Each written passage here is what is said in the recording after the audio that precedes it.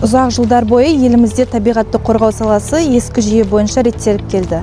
Операторлар қоршаған ортаға эмиссиялар үшін жеке рұқсат алып, белгіленген лимиттерді сақтаумен ғана шектелетін. Бірақ бұл жүйе экологиялық мәселелерді толық шешуге мүмкіндік бермеді. Өнеркәсіптік шығарындылар мен төгінділер азаймай, қоршаған ортаға түсетін салмақ сақталып, көп жағдайда кәсіпорындар өндірісті жаңғыртуға емес, талаптарды формалды түрде орындауға көңіл бөлді. Уақыт өте келе қоғамның экологиялық жағдайға деген талабы күшейіп, дамыған елдерде кеңінен қолданылатын ластаушы төлейді және алдын алады қағидаты енгізілді. Әсіресе Еуропалық одақ елдерінің тәжірибесі негізге алынып, нәтижесінде елімізде жаңа экологиялық кодекс қабылданып, кешенді экологиялық рұқсат жүйесі енгізілді. Кешенді экологиялық рұқсат бұл кәсіпорынның қоршаған ортаға әсерін кешенді түрде реттейтін жаңа механизм. Оның негізгі ерекшелігі ең үздік қолжетімді техникаларды енгізу.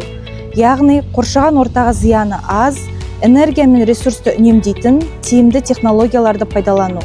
Ескі жүйеде кәсіпорын белгілі бір төлем жасап, ескі технологиямен жұмысын жалғастыра беретін болса, жаңа жүйеде өндірісті жаңғыртуға нақты талап қойылып, кәсіпорынға тек рұқсат қана алып қоймай, экологиялық көрсеткіштерді кезең-кезеңмен жақсарту міндеттелді.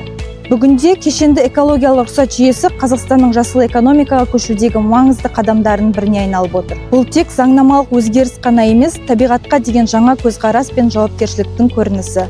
Жалпы қазіргі таңда Қазақстан үшін экономиканың дамуы мен қоршаған ортаны қорғау арасындағы тепе-теңдікті сақтау басты мақсат, ал кешенді экологиялық рұқсат жүйесі осы мақсатқа жетудің тиімді құралдарының бірі болып табылады.